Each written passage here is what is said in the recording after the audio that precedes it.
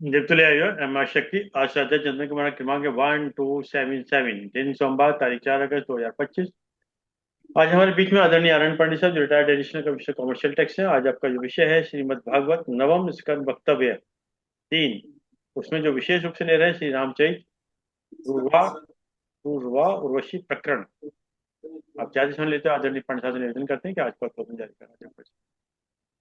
Sir success ओ चला और behind the scene उसके पीछे की कितना हार्डवर्क की है। मतलब एक किसी का देना चाहेगा तो लोग तो फिर बातें करने सर्वप्रथम गायत्री मंत्र का उच्चारण करते हैं। ओम भूर्भुवः स्वः तत्सवितुर्वरेण्यं भर्गो देवस्य धीमहि धियो यो नः प्रचोदयात्। ओ विश्वानि देव सवितर्दुरितानि परासुव यद्भद्रं तन्न आसुव। ओम अग्निर्नयसु पधारायि अस्मान् विश्वानि देव वयुनानि विद्वान् यो योध्यस्मज्जुहुराणमेनो भूयिष्ठान्ते नव उक्तिं विधेम। हे सकल जगत के उत्पादक प्रकाश स्वरूप परमात्मन, आप हमारी बुराइयों को, दुर्व्यसनों को, आपत्तियों को दूर करें और जो कल्याणकारी हो वह हमें प्राप्त कराएं। हे सबसे अग्रणी अग्नि स्वरूप परमेश्वर, आप हमारे सारे कर्मों को जानते हैं। आप हमको सन्मार्ग पर ले चलते हुए समृद्धि प्राप्त कराएं। इस मार्ग में जो भी बाधाएं आए उन्हें आप दूर करें। हम आपको बारंबार प्रणाम करें। ओ ओ सर्वप्रथम सदैव की भांति मैं अपने आदरणीय अरविंद शर्मा जी का आभार प्रकट करता हूं। एक बार फिर उन्होंने मुझे अवसर दिया और उसके साथ ही साथ आप सब जो लोग प्रबुद्ध श्रोतागण बैठे हुए हैं, आदरणीय देव ऋषि जी, सीकरी साहब, कालरा साहब, चौधरी साहब, अन्य सुनने वाले और मेरी सुपुत्री हैदराबाद से जुड़ी हुई हैं, मैं उन सबको प्रणाम करता हूं, आभार प्रकट करता हूं। सभी लोग आप लोग सब जितने भी यहाँ के प्रबुद्ध श्रोतागण हैं वो सिद्ध रूप में ही हैं। इतने समय से, इतने सालों से लगातार स्वाध्याय से जुड़े हुए हैं और अपने अपने विषयों में, अपने अपने विचार में परिपक्व हैं, निष्णात हैं अपनी अपनी विद्या में। तो इसलिए सभी लोग मेरे लिए आदरणीय हैं। मैं आप सबको प्रणाम करता हूं तथा मुझे आप अवसर देते हैं, सुनने का समय निकालते हैं, इसके लिए मैं बहुत आभारी हूं। अस्तु। जैसा कि विदित है कि श्रीमद् भागवत पुराण के प्रकरण चल रहे हैं, तो मैं विषय में प्रवेश करने से पूर्व भगवान श्री कृष्ण एवं परमहंस सुखदेव को स्मरण करता हूं, नमन करता हूं। सच्चिदानंद रूपाय विश्वोत्पत्त्यादि हेतवे तापत्रय विनाशाय श्री कृष्णाय वयं नुमः। यं प्रव्रजन्तमनुपेतमपेत कृत्यं द्वैपायनो विरह कातर आजुहाव पुत्रेति तन्मयतातर्वोऽभिनेदोस्तं सर्वभूत हृदयं मुनिमानतोऽस्मि। आदरणीय प्रबुद्ध श्रोतागण, जैसा कि विदित है आपको कि हम इस समय श्रीमद् भागवत पुराण के नवम स्कंध के प्रकरणों में अवगाहन कर रहे हैं, प्रवेश कर रहे हैं, उनका वर्णन कर रहे हैं।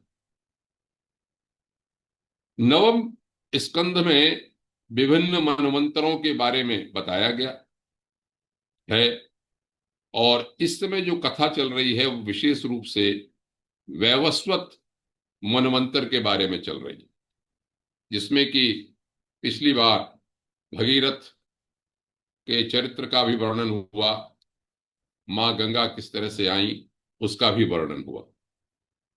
उसके ही परंपरा में खट्वांग का भी वर्णन हुआ जिन्होंने यह ज्ञात होने पर कि मेरी आयु केवल 2.5 मुहूर्त बची हुई है, 2.5 घड़ी बाकी है, उसमें ही उन्होंने अपना आत्मज्ञान प्राप्त किया।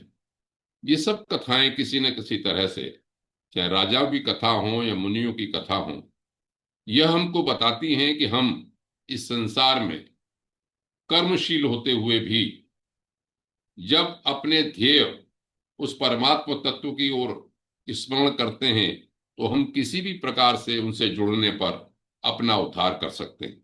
जीवन में विभिन्न आयाम है। अपने अपने कर्मों के फल के अनुसार हम अपना जन्म लेते हैं, कर्म करते हैं, लेकिन फिर भी यदि हमको अंत समय में परमात्मा की स्मृति होती है तो अंत गति होती है, और स्मृति इसीलिए होती है कि हम धीरे धीरे आत्मज्ञान की तरफ, अध्यात्म की तरफ अपना अभ्यास करते हैं। मैं ये मानता हूं कि ये जो हम स्वाध्याय चिंतन में कक्षा लेते हैं 50 मिनट, यह यहाँ उपस्थित होते हैं, वह भी उसी का एक अंग है। बार बार स्मरण करने का, हमें अपने लक्ष्य से हम न भटकें, अपने लक्ष्य को याद रखें। किसी तरह से तरह तरह की कथाएं, तरह तरह के विषय, तरह तरह के मार्ग, तरह तरह के शास्त्र आप सब सुनते हैं और उनसे अपनी एक विचारधारा बनाते हैं। ये विचारधारा बनाते हैं कि अपनी रुचि के अनुसार, अपनी क्षमता के अनुसार हम अपने इष्ट को किस रूप में देखें और किस तरह से उससे जुड़े रहें, जिससे कि हमारा ये मनुष्य जीवन है वो कृतार्थ हो सके। अस्तु। आज हम इक्ष्वाकु वंश में एक ऐसे चरित्र में प्रवेश करने जा रहे हैं जिसके बारे में आप सर्व विदित हैं, भगवान श्री राम के बारे में। भगवान श्री राम के बारे में मैं अपने मुंह से कोई बात अलग से नहीं कह सकता, मतलब ऐसी कोई बात नहीं कह सकता जो कि आप लोगों ने न जानी हो। वाल्मीकि रामायण हो, श्री रामचरितमानस हो, उससे बड़ा कोई ग्रंथ नहीं।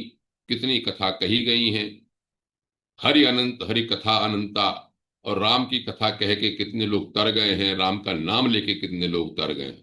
तो मैं सबसे पहले अपने जो इस श्रीमद् भागवत पुराण में जो विशेष बात कही गई श्री रामचरित्र के बारे में, उसको कहने से पूर्व अपने भगवान श्री राम को नमस्कार करता हूं, प्रणाम करता हूं।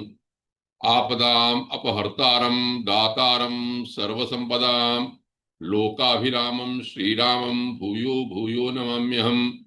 जो आपत्तियों का दूर करने वाले हैं, सारी संपत्तियों को देने वाले हैं, उन भगवान राम को मैं बारंबार प्रणाम करता हूँ।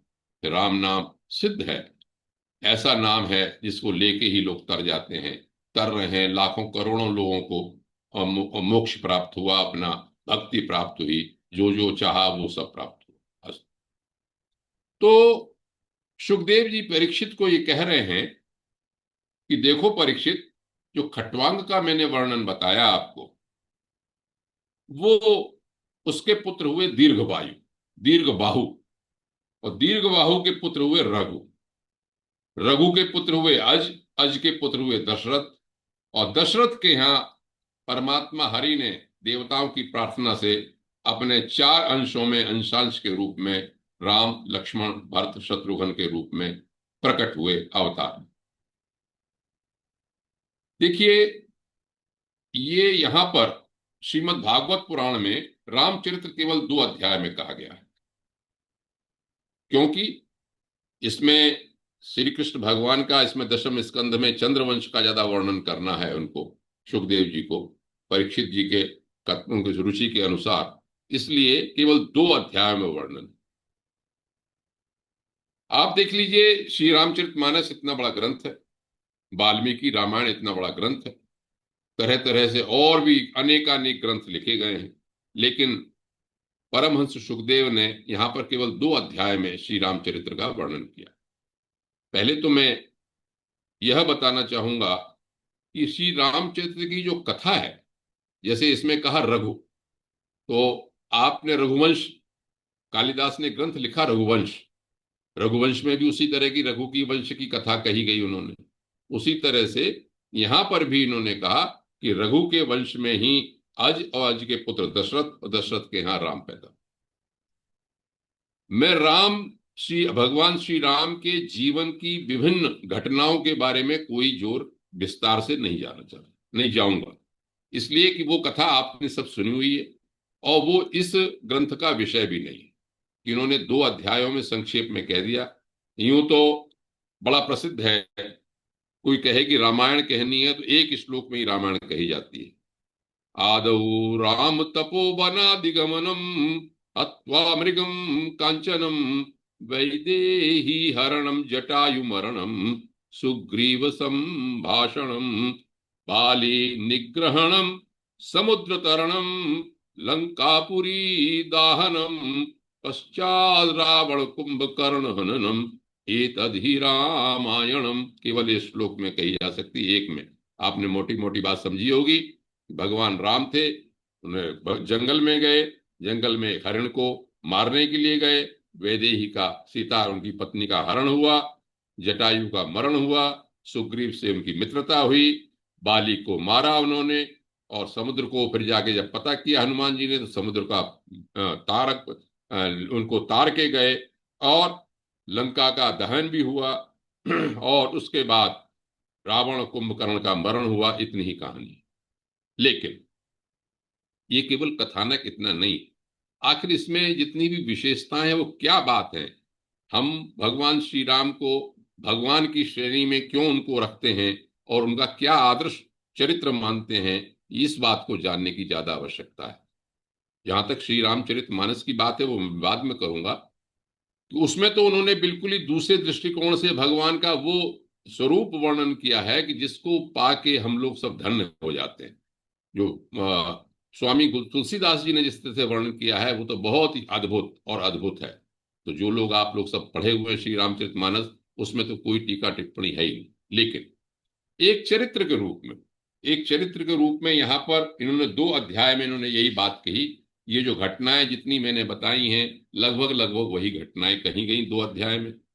विशेष बात क्या कही, श्रीमद् भागवत पुराण में श्री रामचरित्र के बारे में विशेष बात क्या कही। उन्होंने यहां पर माना इसमें एक श्लोक में कि जो सीता जी जो है वो लक्ष्मी जी का ही रूप है। उसी लक्ष्मी जी के रूप में, जैसे विष्णु के साथ लक्ष्मी है, उनकी आराधनीय शक्ति उनके साथ रहती है, उसी तरह से सीता जी भी अवतीर्ण हुई। ये भी यहां पर इसमें लिखा है, सीताभिधाम श्रियम उरसी अलब्ध मानाम। श्री लक्ष्मी जी ही सीता के नाम से अवतीर्ण हुई हैं। यहां पर मुझे स्मरण आता है कि श्री रामचरितमानस में बालकांड में जब मंगलाचरण कर रहे हैं स्वामी तुलसीदास, तो सीता के बारे में उन्होंने यही कहा गया कि जो भी अपने सर्वस्य स्क्रीम सीताम न तो हम राम वल्लभाम, सारा कल्याण करने वाली सीता को ही मैं प्रणाम करता हूं। उद्भव स्थिति संहार कारणी क्लेश हारणी, जो उद्भव करने वाली हैं, स्थिति करने वाली हैं, सृष्टि करने वाली हैं और सारे क्लेश को दूर करने वाली, अर्थात जो ब्रह्म की शक्ति है वही सीता के रूप में श्री रामचंद्र बाबा तुलसीदास जी ने मानी। उसी बात को यहां पर भी 2 अध्याय में सुखदेव जी ने कहा। इस बात, एक बात और कही यहां पर वर्णन करते हुए कि जब उन्होंने तब वन में जाने लगे तब उन्होंने उनको किसी के प्रति कोई आसक्ति नहीं। यही बात तुलसीदास जी ने भी अयोध्या कांड में कही मंगलाचरण में कि जो भगवान श्री राम की भगवत्ता है वो भगवत्ता इसी बात में है कि जब उनको राज्याभिषेक की खबर लगी तो न तो प्रसन्नता चेहरे पर थी उनकी, बहुत खुश नहीं, मतलब ऐसे कोई नहीं खुशी खुशी बस समाई नहीं रहे हो, और जब उनको वन गमन का आदेश हुआ तब वो उनके मन में कोई भी संताप नहीं था, कोई भी दुख नहीं। वहां पर श्लोक बड़ा लिखा, सब लोग उस बात को कहते हैं कि राम जी की भगवत्ता क्या है, तो राम जी की भगवत्ता में एक ये भी प्रकरण है, प्रसन्नगताम न गताभिषेकतस्तथा न ममलो वनवास दुखतः। तुलसीदास जी ने लिखा वहां पर मंगलाचरण में कि वनवास को जब उनके राज्य का अभिषेक होना था तो प्रसन्नता नहीं हुई, और जब वनवास था तो कोई दुख नहीं। तो ये उनकी भगवत्ता थी। ये बात यहां पर भी इन्होंने लिखी है, इसके अंदर भी, इसमें भी। एक बात और लिखी कि जब वो सीता के वियोग में घूम रहे थे, तब श्रीमद् भागवत में एक बात ये लिखी कि ऐसा लगता है परीक्षित कि भगवान श्री राम अपने चरित्र से यह उपदेश देना चाहते हैं कि जो स्त्रियों में आसक्ति रखते हैं उनकी यही गति होती है। ये बात भी यहां पर लिखी है। अब देखिए, श्रीमद् भागवत पुराण श्री राम की भगवत्ता को किस तरह से बताते हैं। यह है समुद्र का प्रकरण। जो सुंदरकांड में आप देखते हैं कि समुद्र जब उनको बांधना था, तब उन्होंने क्या कहते हैं, जब देखा कि हम कैसे रास्ता दें, तो जब उन्होंने क्रोध किया तो समुद्र उनके सामने आया। वहां पर तो सुंदरकांड में जिस तरह से वर्णन है वो आप सब जानते हैं। लेकिन यहां पर उन्होंने ये कहा, भगवान सुखदेव के मुख से कह रहे हैं, भगवान सुखदेव जी कह रहे हैं कि समुद्र ये कह रहा है कि हे अनंत, हे भगवान, हम मूर्ख हैं, हम आपके वास्तविक स्वरूप को नहीं जानते। आप तो समस्त जगत के स्वामी हैं, एक रस रहने वाले हैं। जब आप सत्वगुण स्वीकार कर लेते हैं तो देवताओं की उत्पत्ति होती है, रजोगुण स्वीकार कर लेते हैं तो प्रजापतियों की उत्पत्ति होती है, और जब तमोगुण स्वीकार कर लेते हैं तो आपके क्रोध से रुद्रगण की स्तुति होती है। इसलिए आप इसको ऐसा कीजिए, अपनी आप चाहें तो एक अपनी झपक से कुछ भी कर सकते हैं, लेकिन आप अपने इस पे मेरे ऊपर सेतु बनाइए एक, जिससे कि आपका यश गान होगा हमेशा के लिए। यहां पर ये बात, इतना करने के बाद एक बात इन्होंने ये भी कही कि जब रावण का वध हो गया तो उस समय यहां पर मंदोदरी के मुख से ये कहलवाया यहां पर कि काम के वश में हो जाने से आपका ये नाश हुआ। आप ये नहीं जान पाए कि एक पतिव्रता महिला का अपमान करने का क्या परिणाम निकल सकता है। तो ये भी यहां पर सीख दी कि हमें महिलाओं के प्रति कितना आदर्शशील होना चाहिए। ये भी लिखा, जैसा कि लिखा है कि जब सब राक्षसों का नाश हो गया सो अंत्येष्टि संस्कार भी भगवान की आज्ञा से यहां पर हुआ। यहां पर ये सब बातें हैं। अब विशेष बात क्या जो मुझे लगी, इसमें 2 अध्याय हैं केवल, तो विशेष बात इन्होंने क्या कही ये मैं आपके सामने रखता हूं। उन्होंने विशेष बात यहां पर यह कही है इनके चरित्र में कि एक पत्नी व्रत धरो। श्रीमद् भागवत पुराण के इन दोनों अध्यायों में और जो विशेषताएं हैं उसके उनमें से इस बात पर कुछ बातों पर जोर दिया है। उनमें से एक ये है कि एक पत्नी व्रत धरो। भगवान श्री राम जो है एक पत्नी व्रत वाले थे। उस समय आपने देखा हो दशरथ के भी कई पत्नियां थी, ये रिवाज था, लेकिन नहीं, अपने चरित्र से भगवान ने केवल ये आदर्श प्रस्तुत किया कि नहीं, एक पत्नी व्रत उन्होंने रखा। और चरितः शुचि, पवित्र चरित्र, अत्यंत पवित्र चरित्र को उन्होंने धारण किया। 2 उन्होंने कहा, और क्या किया, यहां पर श्लोक लिखा, स्वधर्मम गृह मेदियम शिक्षयन स्वयं आचरत। जो एक आदर्श चरित्र है उसको केवल उपदेश नहीं किया बल्कि अपने चरित्र में उतार कर दिखाया उन्होंने। ये यहां पर इनकी विशेषता बताई। इसके अतिरिक्त यह कहा कि यद्यपि वो भगवान थे, उसमें भगवत्ता थी, लेकिन उन्होंने यजन किया, बहुत यज्ञ किए उन्होंने। और एक यहां पर यह वर्णन किया है कि उन्होंने जब देखा कि अपने ये वर्णन है कि उन्होंने क्या किया कि आप जैसे जानते हैं जब कोई यज्ञ होता है तो 4 प्रकार के उसमें यज्ञ करने वाले जो होते हैं उनके नाम होते हैं। एक होते हैं होता है, ब्रह्मा होता है, अध्वर्यु होता है और उद्गाता होता है। तो इसमें यह वर्णन है कि उन्होंने चारों को, 4 दिशाओं की अपने भी जितना राज्य था वो सबका सब दान कर दिया, और जो भूमि बच रही बीच की वो आचार्य को दे दी, और केवल अपने पास जो आभूषण और वस्त्र थे बस केवल ये रखे और दान ही कर दिया। मतलब यहां पर कहा कि भूमि दान अपने चरित्र से भगवान श्री राम ने यहां पर श्रीमद् भागवत पुराण के अनुसार ये चित्र दिखाया कि सब ब्राह्मणों का ही है। अब उसके बाद जब देखा, ब्राह्मणों ने ये देखा कि श्री राम तो ब्राह्मणों को अपना इष्ट देव मानते हैं, सब भूमि उन्होंने दान कर दी है। तब उन्होंने द्रवित होकर, प्रसन्न होकर सारी की सारी भूमि लौटा दी और लौटा के ये कहा कि आप सब लोगों के एकमात्र स्वामी हैं, आप तो हमारे हृदय में भी बैठिए, हमारे अज्ञान का, आपका अंधकार का नाश कीजिए। मेरे विचार से यहां पर इस दृष्टांत से यह बताना चाहते हैं कि राजा जो होता है वो कस्टोडियन होता है, संरक्षक होता है, राज्य का मालिक नहीं होता।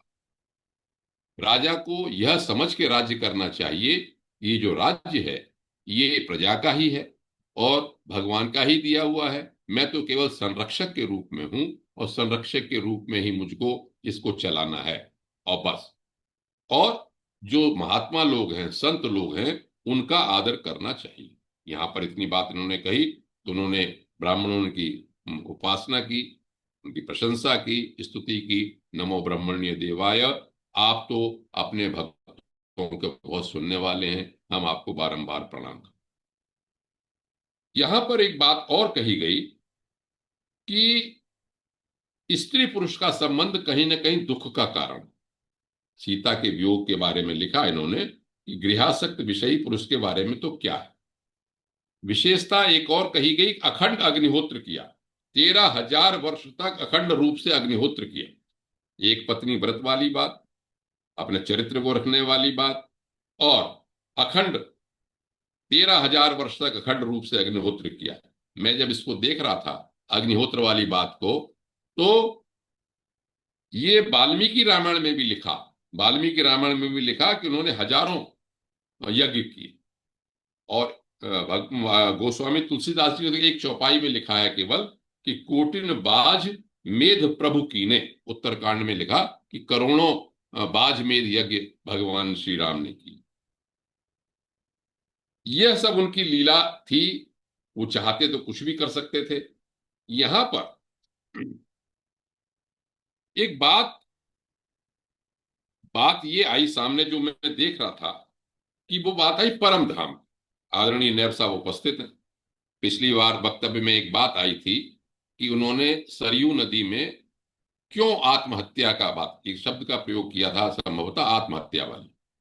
तो मैंने इस विषय पर खोजा, इसे विषय पर मैंने विचार किया, तो कुछ बात मैं आपके सामने रखता हूं, फिर आगे बढ़ूंगा।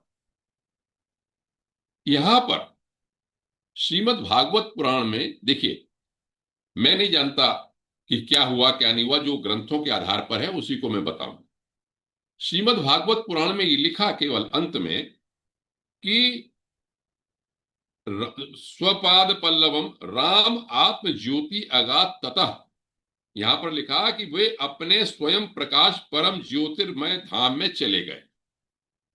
एक बात,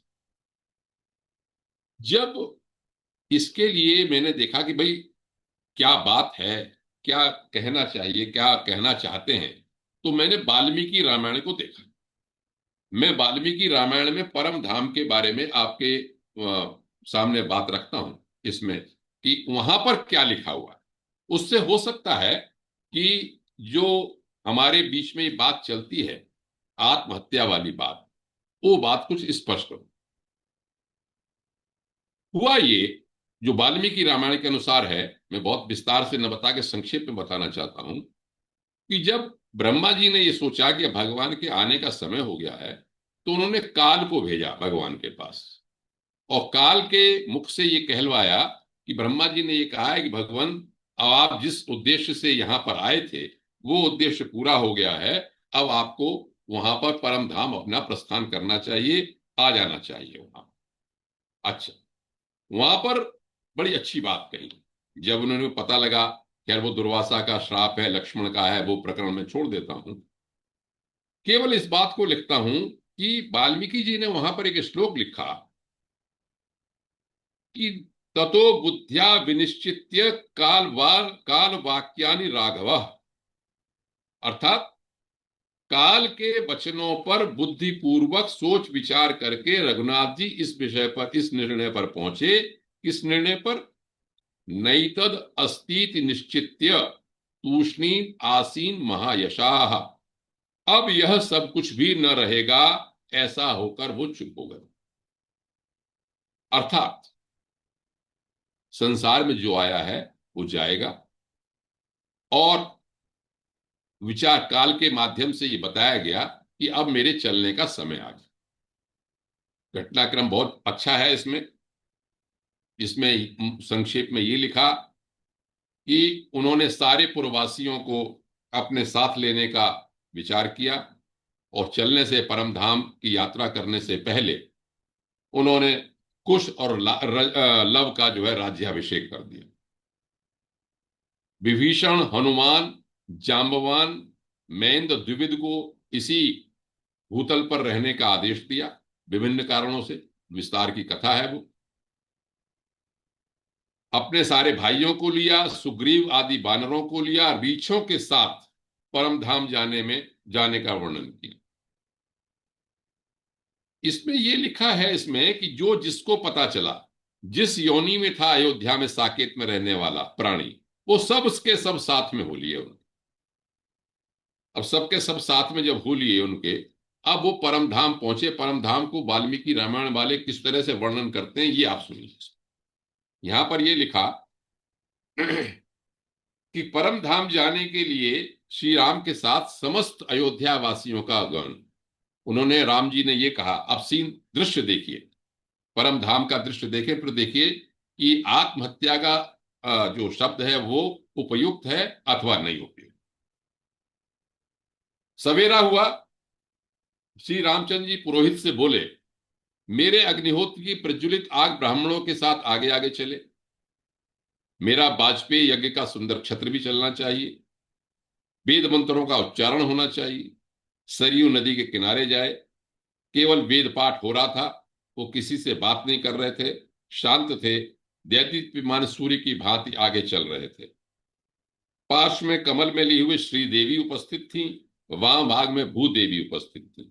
जो उनकी दो शक्तियां मानी जाती हैं, आह्लादनी शक्ति और संहार शक्ति, वो उस समय थी। और चारों वेद ब्राह्मण का रूप धारण करके चल रहे थे। रक्षा करने वाली गायत्री देवी, ओंकार, वषटकार, सभी का उच्चारण हो रहा था उसमें। अंतपुर की स्त्रियां, वृद्ध, दासी, सेवक सब राम के पीछे पीछे जा रहे थे। इसके बाद इसमें एक बड़ी अच्छी बात ये लिखी है कि अयोध्या नगर में जो अदृश्य प्राणी रहते थे, वे साकेत धाम के लिए उद्यत हुए, श्री रघुनाथ जी के पीछे पीछे चल दिए।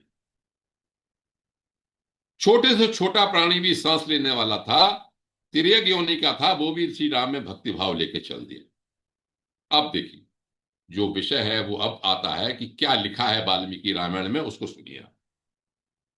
सरयू का दर्शन किया। सरयू का जब दर्शन किया तो ब्रह्मा जी भी आकाश में सब देवताओं के साथ उस स्थान पर आ गए। करोड़ों दिव्य विमान उपस्थित थे। सैकड़ों बाजे बजेने लगे। श्री रामचंद्र जी सरयू की जल में प्रवेश करने के लिए दोनों पैरों से आगे बढ़ने लगे।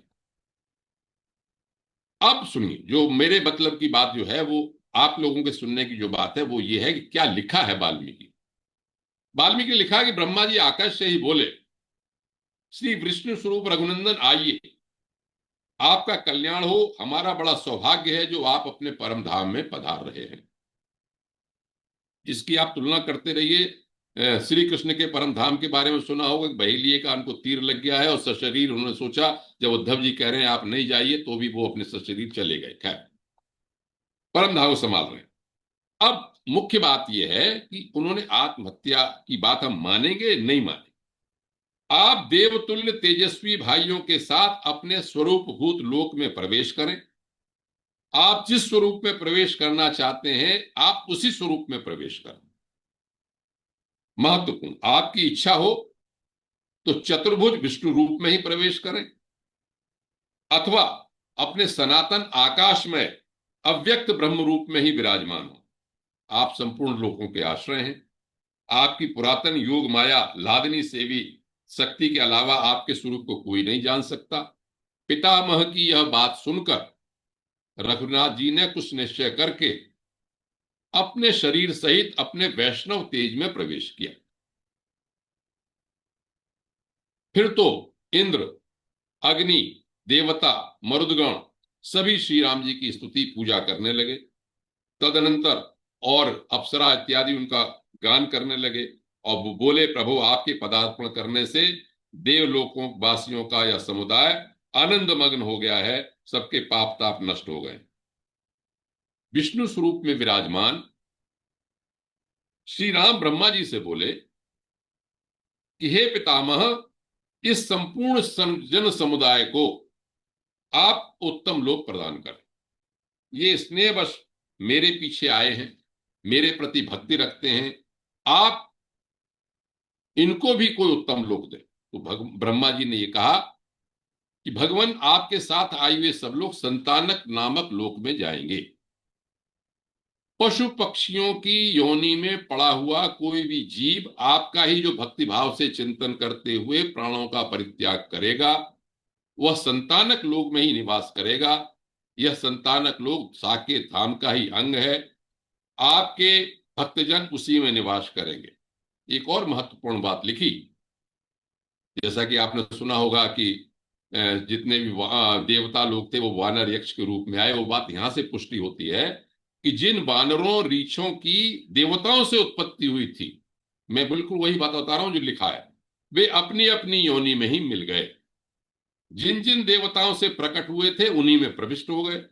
सुग्रीव ने सूर्य मंडल में प्रवेश किया, वानर भी देवताओं के देखते देखते अपने पिता के स्वरूप को प्राप्त हो गए। इस प्रकार जब संतानक लोगों की प्राप्ति की घोषणा की, अब देखिए सरयू के गोप्रतार घाट पर आए हुए उन सब लोगों ने आनंद के आंसू बहाते हुए सरयू के जल में डुबकी लगाई। जिस जिसने जल में गोता लगाया वही वही बड़े हर्ष के साथ मनुष्य शरीर को त्याग कर विमान पर जा बैठा और दिव्य लोक में स्थापित हो गया। सभी लोग अपने अपने शरीर के जल में अपने शरीर को छोड़कर भगवान के परम धाम जा पहुंचे। ये वर्णन है वाल्मीकि। अब इसको क्या कहेंगे, इस घटना को, या आपके ऊपर निर्णय में छोड़ता हूं मैं। श्री राम या कृष्ण या और जो शरीर में भगवान के तत्व के रूप में अवतरित हुए हैं, उनका शरीर, शास्त्र ये कहते हैं कि हमारे पांच भौतिक शरीर जैसा नहीं होता। वो दिव्य शरीर उनके हैं, वो अपनी इच्छा से प्रकट होते हैं, अपनी इच्छा से अंतर्धान होते हैं। अपना अपना एक घटना चक्र है।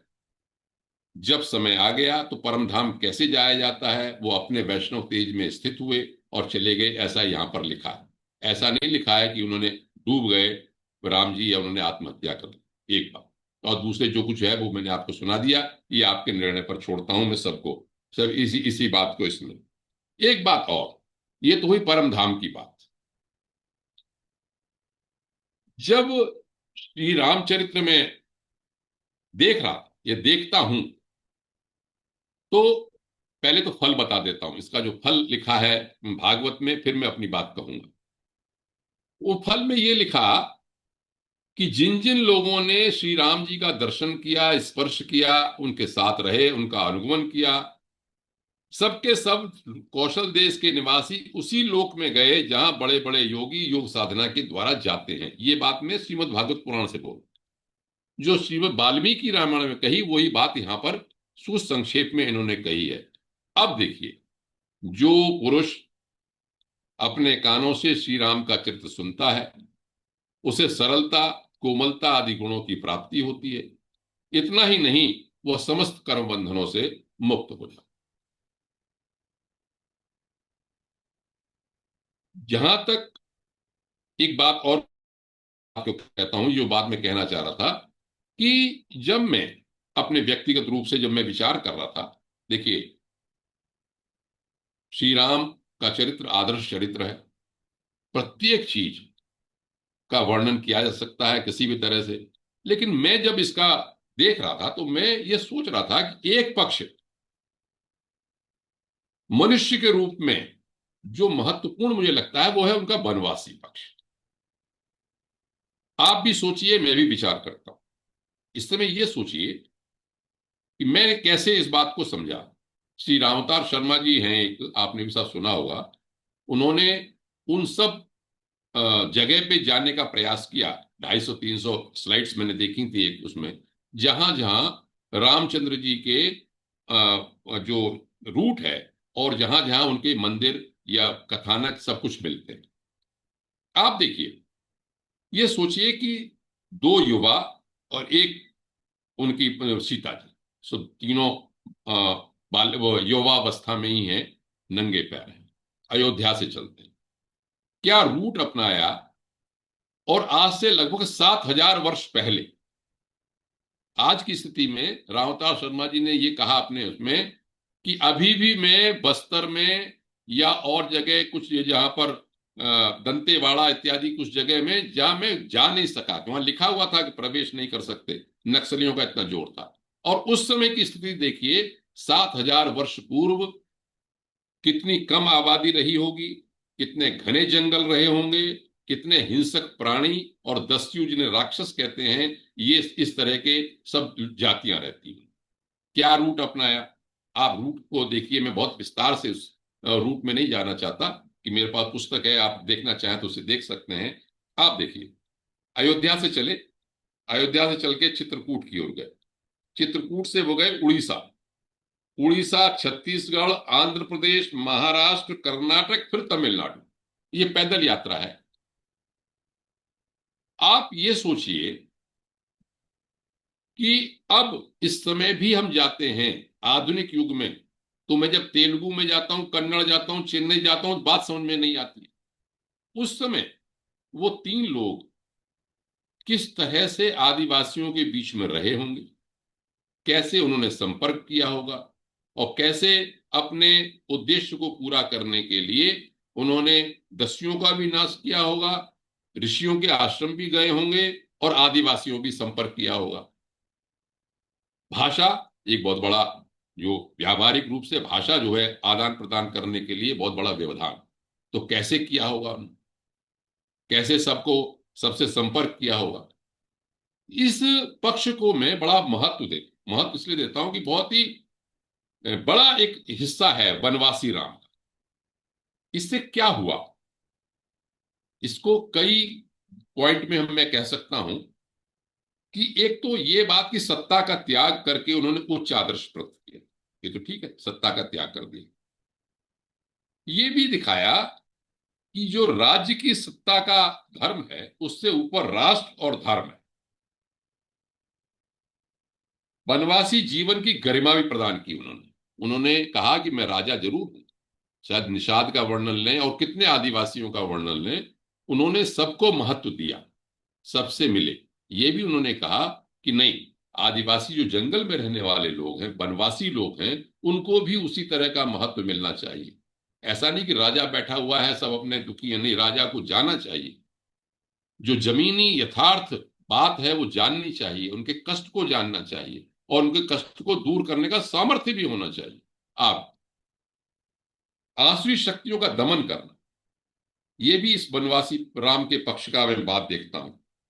और इसके अलावा जो शक्तियां बिखरी हुई थी अलग अलग जगह में, उन सबको एक करना, अपने मनमोहक व्यक्तित्व से कहिए, चाहे अपनी शक्ति के आधार पर कहिए, उन जितने भी लोग थे उन सबको उन्होंने एकता में बांधा। एक और पक्ष जो भगवत्ता का पक्ष है,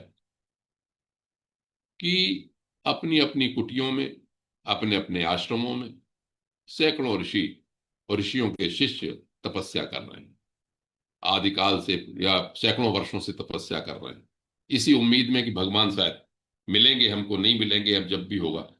तो ये भगवत्ता देखिए कि उन्होंने उन ऋषियों के यहां जाके दर्शन दिए, उनको प्रणाम भी किया, उनसे उपदेश भी लिया। ये भी एक बड़ा महत्वपूर्ण बात मुझे श्री रामचंद्र जी के इस चरित्र में लगती है इसमें। और नारी जाति के कलंक को कलंकित करने वाले जो शत्रु थे, दस्यु थे, राक्षस थे, और उनको पराक्रम दिखा के अपना दमन भी किया।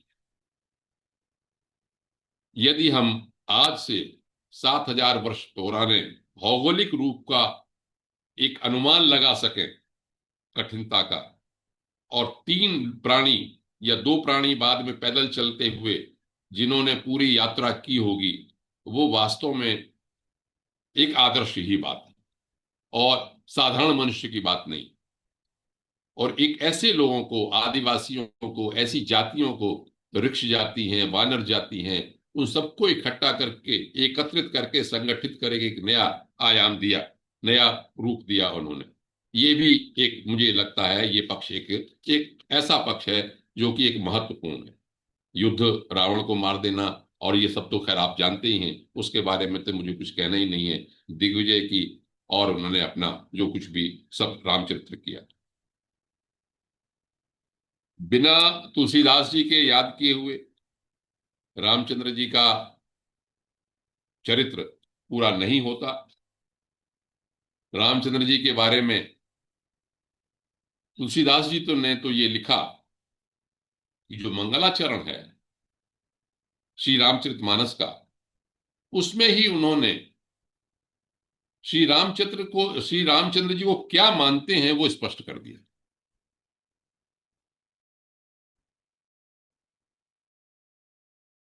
ये श्लोक मुझे बहुत पसंद है। यन्माया वशवर्ति विश्वमखिलम ब्रह्मादि देवासुरा यत्सत्वादमर्षैव भाति सकलम रज्जौ यथा हिर्भ्रमः यत्पादप्लवमेकमेव हि भवाम्बोधे स्थितिर्षावताम् वन्देऽहं तमशेष कारण परम रामाख्यमीशं हरिम। ये मंगलाचरण का, बालकांड का जो 8 श्लोक है उनमें से एक श्लोक। क्या अर्थ हुआ इसका? इससे बिल्कुल स्पष्ट हो जाता है कि स्वामी तुलसीदास जी ने, गोस्वामी तुलसीदास जी ने रामचंद्र जी के किस रूप को लिखा।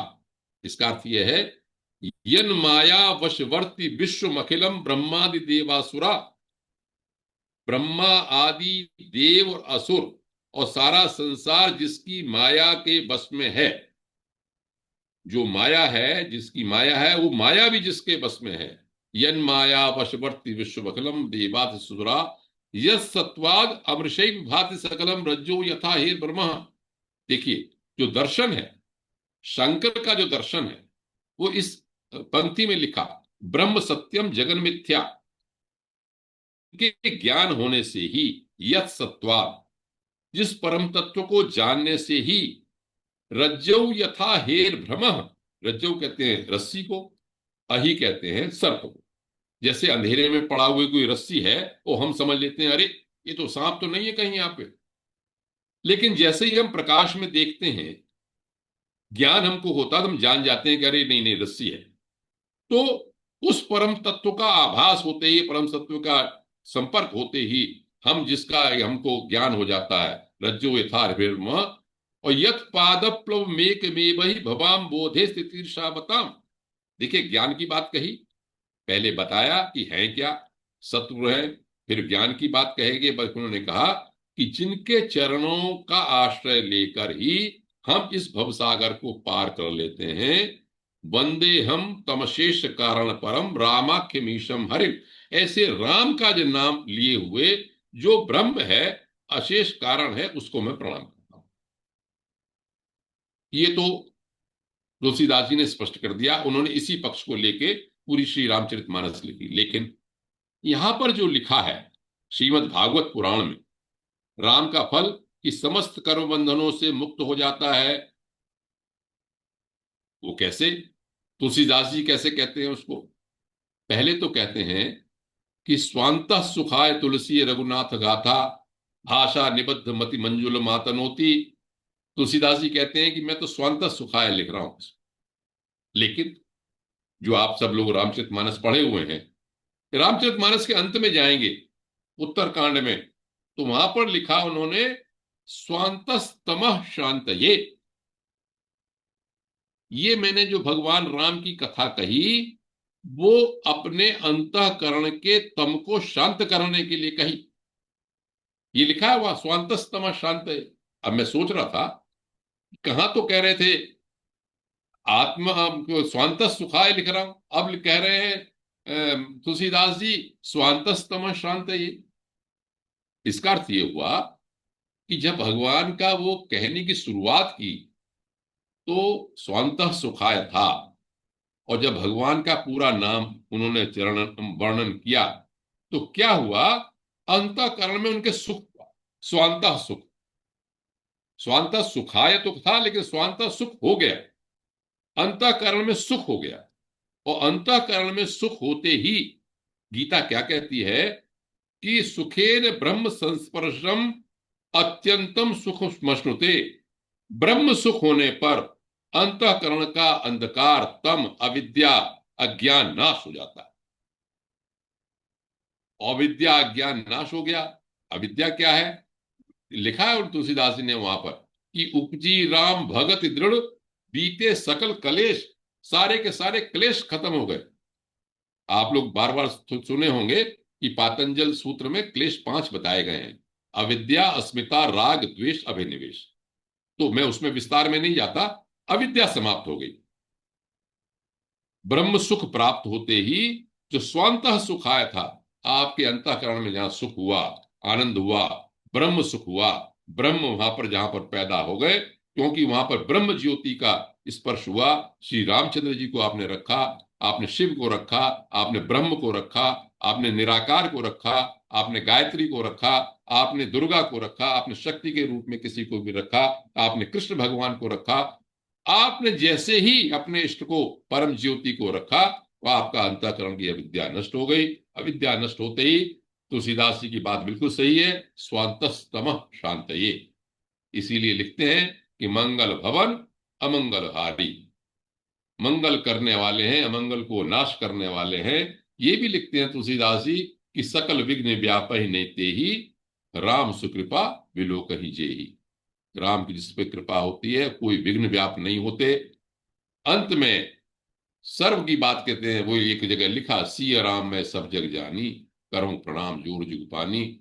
जब तुलसीदास जी या हम भगवान को, राम को एक भगवत्ता के रूप में देखते हैं और सिया राम को जब सब जगह देखते हैं, तो जैसे श्रीमद् भागवत में जगह जगह ये कहा गया कि सब यो माम पश्यति सर्वत्र, गीता भी यही कहती है। भगवान को, उस ब्रह्म तत्व को, सबको देखते हैं। तो ये राम ब्रह्म के रूप में योग वासिष्ठ में भी कहा गया। योग वासिष्ठ में क्या व्याख्या की कि रमन्ते योगिनो यस्मिन् नित्यानंदे चिदात्मनि। चित रूपी जो चेतना है उसमें योगी लोग जिसमें रमण करते हैं हमेशा, इति राम पदे नासो ब्रह्मित्याभिधीयते। इस राम पद से वो ब्रह्म को ही प्राप्त, ब्रह्म ही माना जाता है। तो प्रबुद्ध श्रोतागण, इन दो क्या कहते हैं अध्यायों में श्री रामचरित्र का वर्णन उन्होंने किया। मैं तो अपनी सूक्ष्म बुद्धि से, जो मेरे पास मुझे क्षुद्र बुद्धि है थोड़ी सी, उससे मैं इसको कह सका। यहाँ पे मुख्य बात यह है कि आदर्श चरित्र प्रस्तुत किया गया श्री रामचंद्र जी के अवतार से। और जो जो मुख्य बातें, जो जो मेरी समझ में आई कि जो श्रीमद् भागवत में कही गई, वो मैंने आपके सामने रखी। भगवान राम के रूप में या किसी भी रूप में भगवान से हम संपर्क में जाएं, राम हम पे कृपा करें।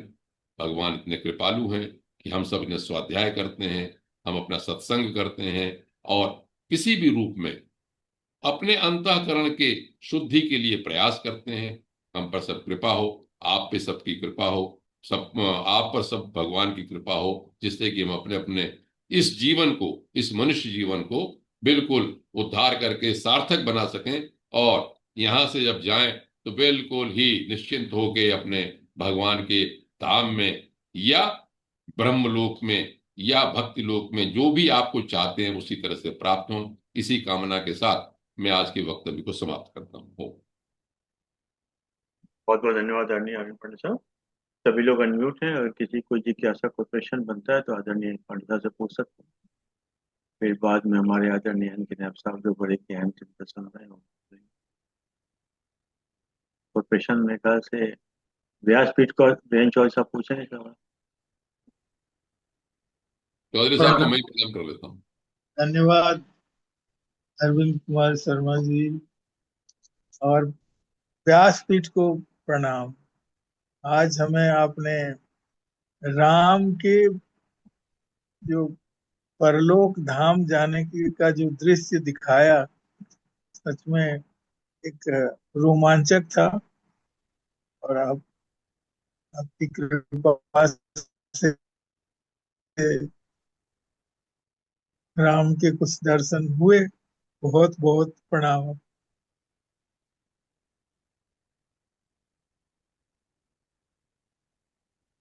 हम्म। देवी साहब आप भी कुछ पूछना है या नहीं? धन्यवाद देंगे।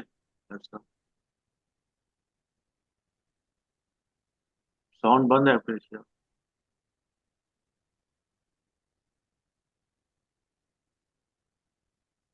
साउंड बंद है, साउंड मैंने बंद कुछ हाँ, मैंने कुछ नहीं पूछा। है। चलिए धन्यवाद जी नायब साहब। बहुत बहुत धन्यवाद आदरणीय श्री पांडे जी। आज आपको दो चैप्टर लेने थे, लेकिन एक ही चैप्टर को इतने अच्छे से आप एक्सप्लेन करते करते करते इसमें खो गए, मैं तो ये कहूंगा।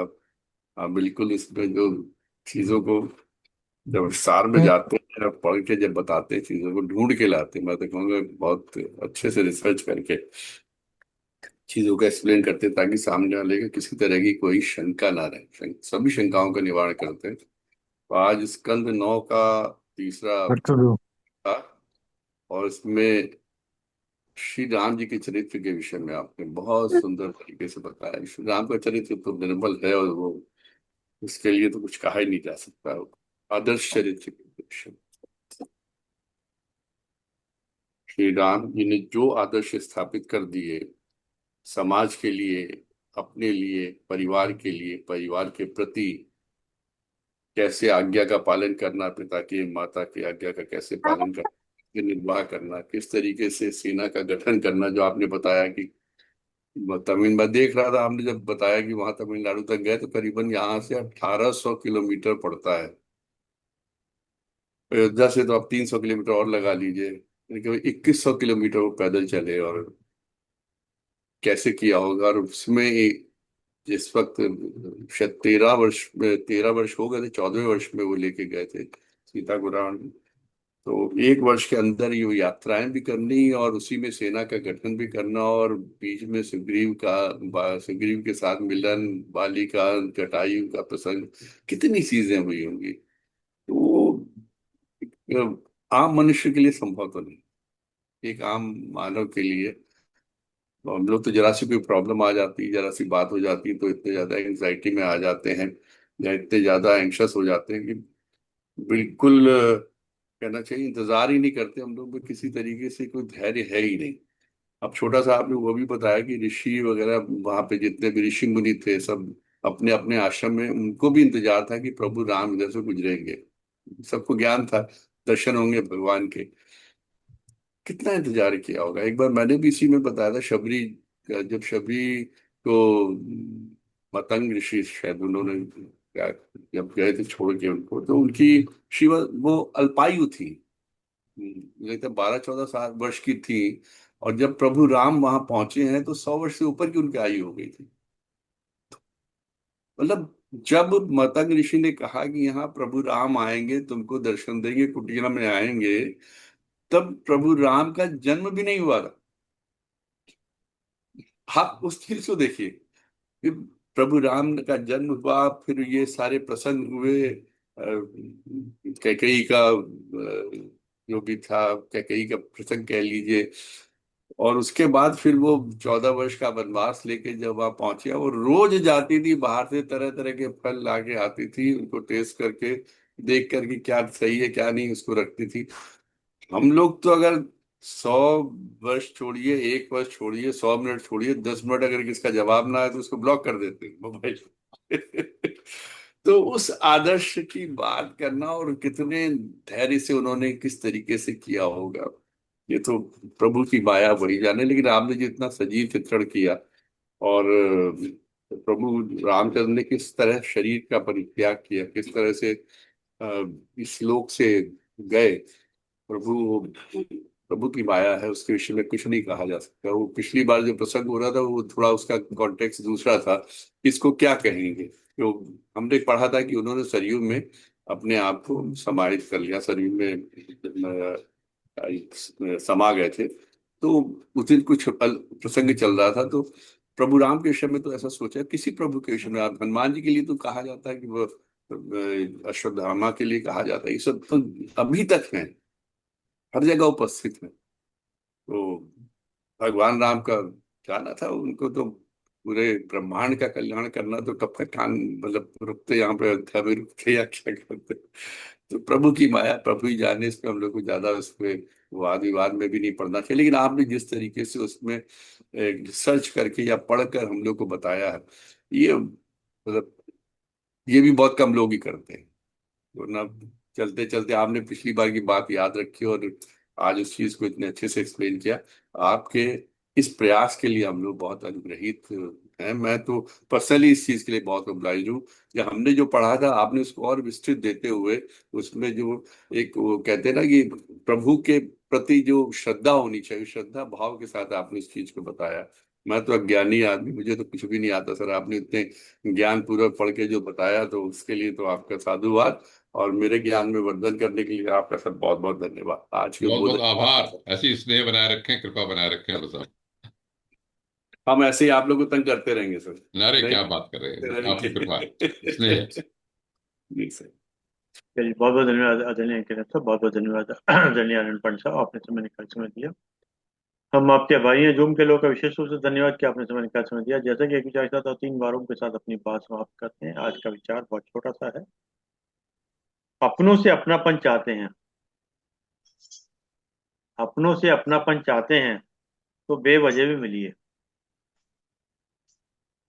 अपनों से अपनापन चाहते हैं तो बेवजह मिलिए, क्योंकि कई रिश्ते केवल बुलावे के इंतजार में ही बिखर जाते हैं।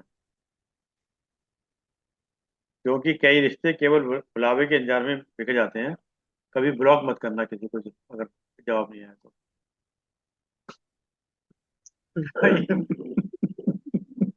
कई बार तो हम लोग ये सोच के चले जाते हैं कि वो बुलावे का इंतजार कर रहे हैं, वो कहते तुम्हें बुलाया किसने, जबरदस्ती में उठाए चले आ रहे हो।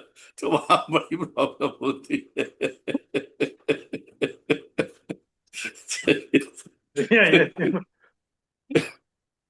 ओ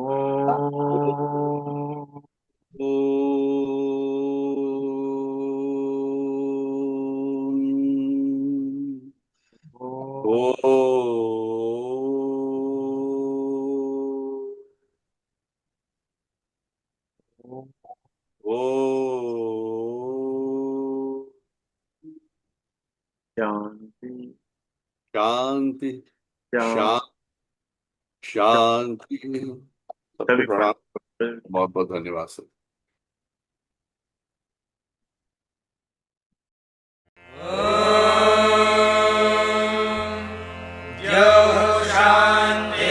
शान्तिरन्तरिक्षं शान्तिः पृथिवी शान्तिरापः शान्तिरोषधयः शान्तिः वनस्पतयः शान्तिर्विश्वे देवाः शान्तिर्ब्रह्म शान्तिः सर्वं शान्तिः शान्तिरेव शान्तिः सा